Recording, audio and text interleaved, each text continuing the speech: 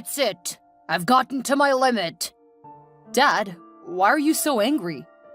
From today onward, I never want to see or hear from you again. I cannot have a stain like you on my name. So I'm a stain on your name now, aren't I? And why exactly? Because I took on a few silly tattoos? A few? Your entire body is covered in tattoos, Arthur. Do you know how irresponsible that makes you look? You look like a Loch Ness monster. Maybe you'll tattoo your eyeballs next. Actually, I was kinda considering that too. You see what I'm saying? No remorse whatsoever. You don't even feel remotely sorry for what your irresponsibility has cost me and my company. Remorse? Why? You want me to feel sorry for doing what I love? Why should I do that? You're a worthless son. You know that, right? I've lost a lot of contracts in the past few months because of you. Some of my associates think I'm the father of a hoodlum. One even said I can't handle his job if I can't handle my son. Can you imagine that? So I'm guessing you want to handle me now. Exactly. I need you out of my business and out of my life before it gets out of hand.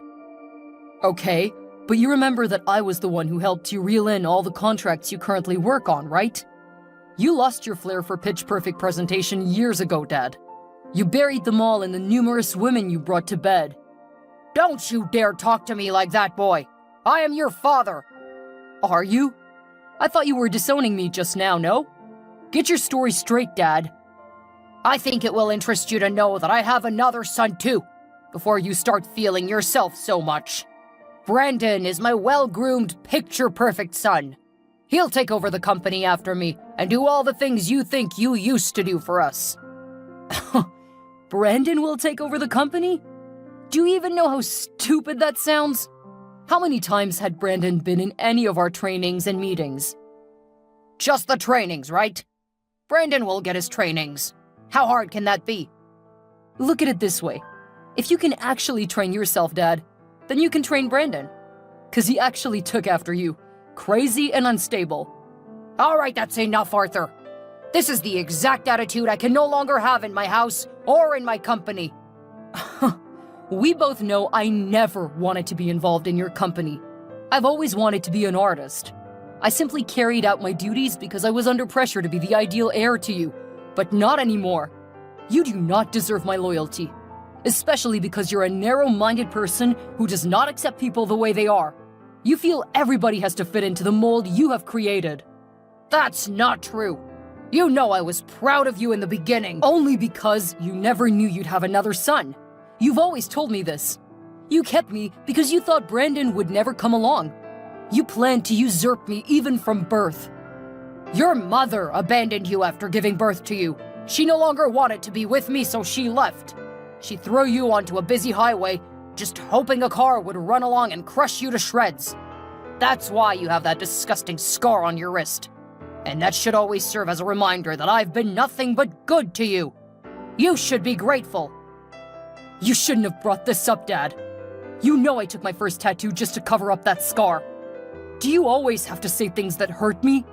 I don't care how you see it, Arthur. You're a lot of bad luck, and I just want you out of this family. Fine, I'll leave. Thank goodness. I'll send in documents for you to sign in this regard. Documents? Yes. Accepting that you're no longer a part of this family, relinquishing the family name and all whatnot. You'll no longer have access to the house or any rights to my company. Is that all? Yes. And please make it quick. I need the documents returned to my desk as soon as possible. I'll do all that you've said. However, the same arrangement applies to you. I'm no longer your son. Never call, text, or contact me ever again for any reason whatsoever. I'll also not be available to fix things when Brandon eventually messes everything up for you. You wish. You can go to hell for all I care. Just make sure you never return. Hi, bro. I need us to talk. Do you have a second to spare? Is that a question? You know I'll always have time for you. What's poppin'? Mr. Ingram disowned me. Mr. Ingram, your dad? He's not that anymore. Whoa! I told you I sensed that coming. You shouldn't have gotten the tattoos he expressed he didn't want you to get. But these tattoos are me. They're art on my skin, my own personal means of self-expression. No one has the right to tell me how to feel about it. I agree, but look at it now. You've lost your place in the Ingram Empire all because of your stubbornness. You could have at least waited until your family inherited the business before you unleashed your tat spree, don't you think? In a way, I am happy things happened when they did, because I never really wanted to be a part of the company in the first place. Attending board meetings, nerve-wracking brainstormings, and having to act all nice to people I genuinely hate, all that was a lot for me to handle, bro. I really could have quit at some point myself if he did not already disown me. Mr. Ingram just made my ordeal a whole lot easier. It's the way you say Mr. Ingram as if he was never your father. Was he, though? You're very rock-headed. You know that, right? Yeah, I agree. Enough about that silly man already. So what's the plan? I just need a place to crash for the night. You know you didn't really have to text me. You could have just come straight to my place. I honestly didn't want to be a bother. You can never bother me. You're my bro. Or have you disowned me too? You joke about everything. I'm sorry. Just pull up at the crib. Thanks a lot, Jay. I'll be gone before you know it. You can stay as long as you'd like. I don't mind. I was hoping to get my own place soon, though. We'll discuss that when you get here. Let's start by getting you off the streets. Thank you so much, bro. You're a lifesaver. It's really nothing. The little things brothers do for each other, right? Yeah. Hi, Jay. My G, what's good? I know it's pretty late, but I just wanted to thank you for helping me move in tonight. You're a great friend. It's nothing, bud. What are we friends for? The apartment looks beautiful, by the way. Right? And to think Miss Alice gave me the place with no rent up front and no security deposit. Isn't that a little suspicious? Kinda. But it could be a blessing in disguise as well, don't you think? Could be, but this one's a little sketchy. I was even going to ask you why she made us hot coffee and cookies just 'cause I was moving in. Is that how she is to all her tenants? How would I know? You should, 'cause you directed me to her. All I know is that she's nice and that she was good to me for the duration I dated her daughter. You were with her daughter? Yeah, and she gave me a place to stay in her building when I had nowhere else to go. Oh, wow. So you know she can be a little clingy? I don't know if clingy is the best word to use. But she sat with us when we wanted to watch the games. I find that a little too pushy. You should have asked her to go away then. I didn't want to look ungrateful, you know? Yeah, I get you. Somehow I liked the attention she gave me. Ooh, Arthur. No, it's not like that. It's just, for the first time, I felt a woman's touch, like a mother's touch. You won't believe it, but she's called me a gazillion times to find out how I'm settling in. I now feel like we've known each other for years. I felt loved and appreciated and cared for. Something I did not think I'd received from anybody, given all my tattoos and all. I understand you, bro. But for real, though, you shouldn't get too comfortable, so it doesn't become what it isn't meant to be. You and your landlady? Ew, creepy. Oh, she's calling me right now. Again? Dude, it's almost midnight. Do you think she might need something from you? I have no idea. I just know there's always an end to every game. I just hope it's not what I'm thinking. Me too, bro. Me too. Hey, Arthur, darling. There's something I've been longing for you to see. Here's a picture. What is this? Oh, stop acting like you do not see my advances. What advances? Come on, Arthur. You're a fine young man. And I'm sure you have young blood flowing in your veins as well. Don't pretend you don't know what this means. I'm sorry, Miss Alice, ma'am, but you're my landlady, and I don't want to relate with you that way. Besides, you're several years my elder. I can't do this, I'm sorry. Look, I'm giving you a lot of privileges for the small sacrifice of dropping your already shifted morals. I'm sure you must have already done this with some other woman before, so it shouldn't be anything new or strange. Just do it for me. You'll never have to pay rent here for as long as you stay. I never said I didn't have the money to pay you, ma'am. As a matter of fact, I'm sending it right now. I like you, Arthur. I really do. I don't want to be a bother. I'm just saying. This one time, and I'll never trouble you again. I can't do it, I'm sorry. Oh, it's fine.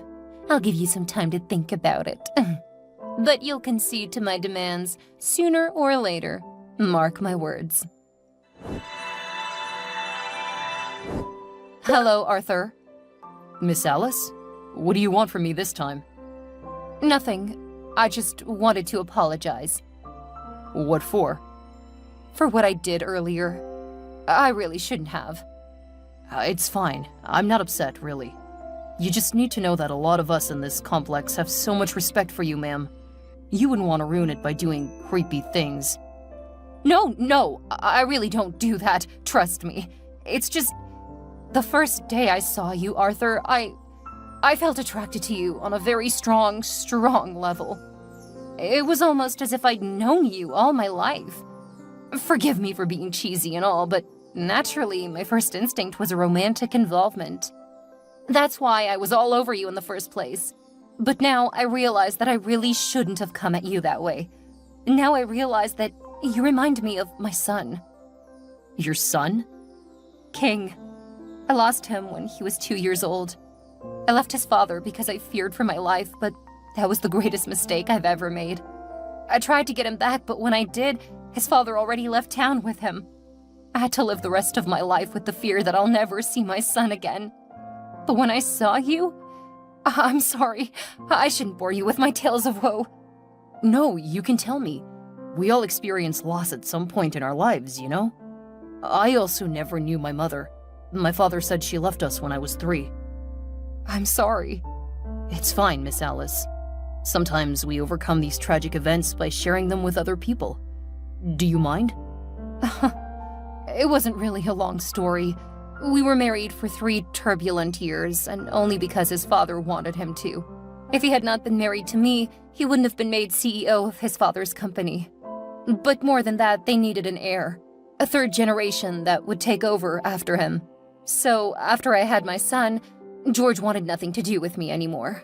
He was violent and tried severely to kill me. I stayed because of my son, but one day, I had the last straw. Did you say George? Yes, George. He was brutal and wicked and just pure evil. That day, he wanted me to leave his house instantly. I wasn't going to go without my son. So he smashed a wine bottle against the wall and launched it at me. I crouched to avoid the bottle, but then my 2-year-old son walked in from nowhere. He came between the flying glass and myself, and the bottle gave him a slash across his wrist. What? I ran away that day, but I should have stayed. I heard he later married another woman and had a son as well. And now I don't know whether my son is even alive or dead. What did you say was the name of your ex-husband? George Ingram. Mom? What? King? No, my name is Arthur, not King. Why did you call me Mom? Because your story matches mine. And I have a cut on my wrist, too.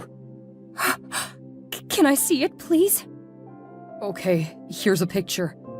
You may not see it clearly because I tried to hide it with art, but it's there. He said you gave me that cut to kill me.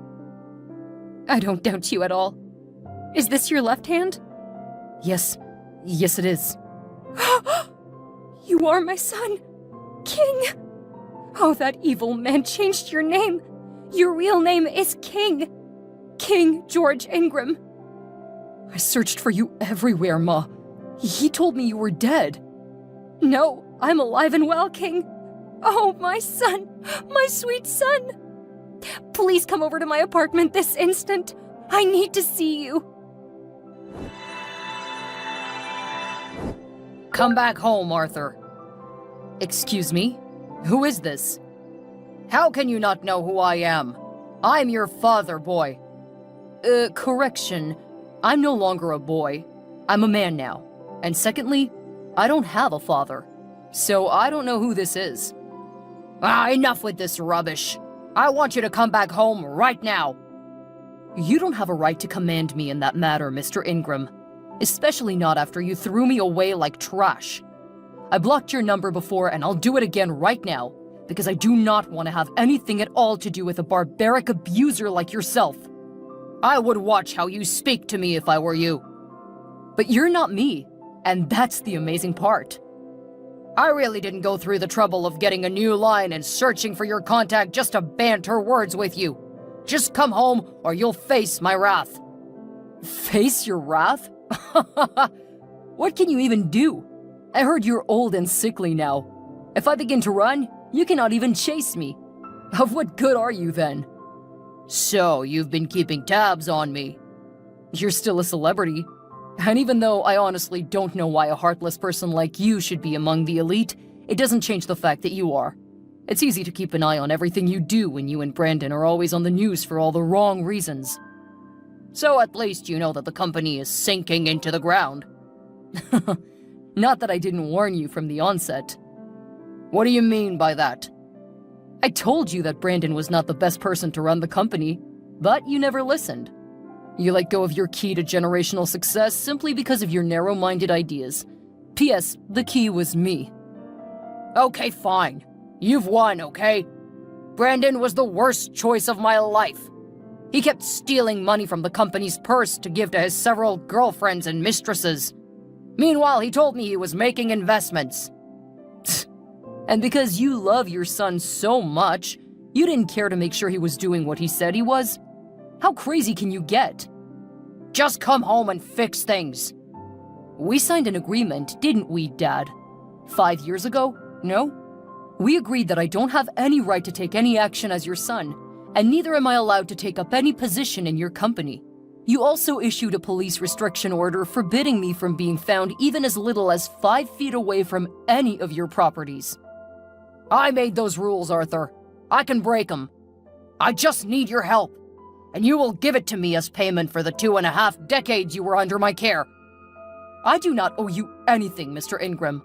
Also, as a responsible citizen, I have no intention of defaulting on government-issued orders. Because unlike you, I have a lot to lose and a reputation to protect. A reputation? With your creepy tattoos and ungodly mannerisms? How much better could you have gotten in 5 years? I'm sure you're still cleaning floors or washing toilets or something. You should be grateful I'm giving you a second chance. I have a lot to do right now, Mr. Ingram. Please let me be. And as for coming to help you or whatnot, the answer is no. As a matter of fact, what do you say I block this number too? No, Arthur, don't do that! Oh, see, I'm sorry for all that I've done to you, really. It's just that the company is on the brink of final liquidation. It's either this or someone else buys up my business, something I've worked so hard for. So has any company come to buy it up? Some guys, A&A Group. They're so strong and they have a lot of money. If I don't do anything quickly, they'll take over anything in a snap. I can't watch that happen, but I'm too weak to do anything right now.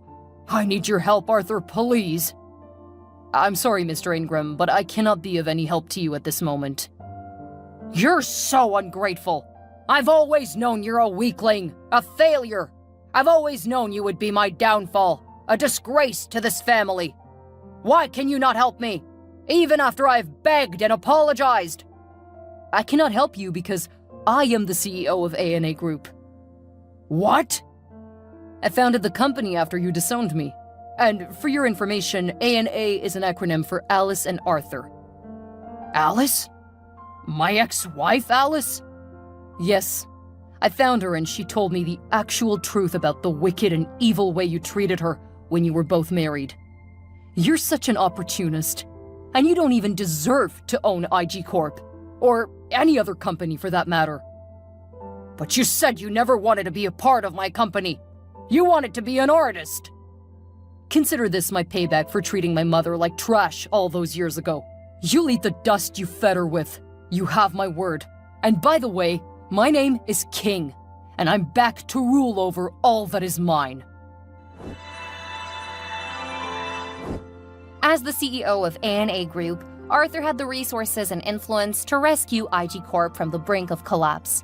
However, he had no intention of simply bailing out his father's sinking ship. With calculated precision, Arthur negotiated a merger between the two companies, proposing that his mother, Alice, be appointed as co-CEO alongside him. Alice, a brilliant businesswoman and the rightful heir to the empire, had suffered for years at the hands of George Ingram. The board members, eager to save their company, quickly rallied behind the idea. George, realizing he had no other option, begrudgingly agreed to the merger. As the ink on the agreement dried, Alice and Arthur took the helm of the company. Together, they breathed new life into IG Corp. Arthur's innovative ideas and Alice's strategic vision revitalized the once faltering empire. In a surprising turn of events, Arthur's unconventional appearance and tattoos became symbols of creativity and resilience. In the end, George and Brandon ran out of the company and their family home, ultimately turning the tables and returning George to a life of retribution and regret. Oh, sweet revenge.